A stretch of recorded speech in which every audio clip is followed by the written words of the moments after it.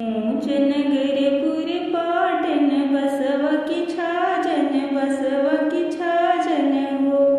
इललना रामजी लिहले अवतार अयोध्या नंदिला हो इललना रघुपति लेले अवतार अयोध्या नंदिला हो ऊंच नगरपुर पाटण बसव की छाजन हो इललना रामजी लिहले अवतार अयोध्या नंदिला हो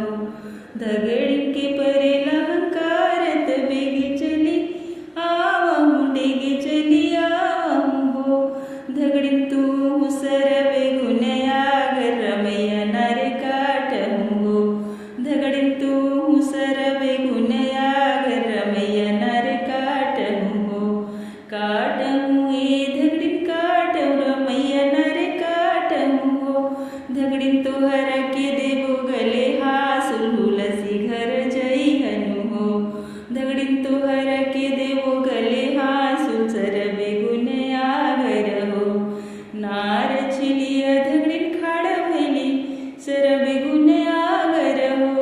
नार काटिया दगड़िन खाड़ भैली सरबे गुनयागर हो राजा हमारा के दीन नेग हुलसी घर जाइनु हो राजा हमारा के दीन नेग हुलसी घर जाइनु हो राजा जे देले जोड़ावत रानी को सिला पटोरवन हो राजा दशरथ जी देले त जोड़ावा रानी को सिला पटोरवन हो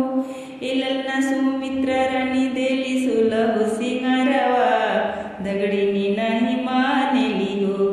इललना सुमित्रा रानी देली सुलभ सिंगारवा दगड़िनी नाही मानेली हो जाहू तुम दगड़िन मनबो नेग नाही लेवुनु हो जाहू तुम दगड़िन मनबो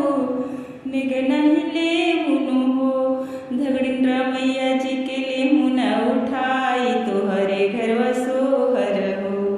दगड़िन लेमुना रमैया जी उठाई तोहरे घरवा सोहर हो दगड़िन लेमुना रमैया जी उठाई तोहरे घरवा सोहर हो जाहूँ हमर मैया जी उठाई हमारे घरवा सोहर हो जाहूँ हमर मैया जी उठाई हमारे घरवा सोहर हो ए राजा सौंसे मड़ैया लुटाई हमारे घरवा सोहर हो ए रानी सौंसे मड़ैया लुटाई हमारे घरवा सोहर हो ए रानी सौंसे संपत्ति लुटाई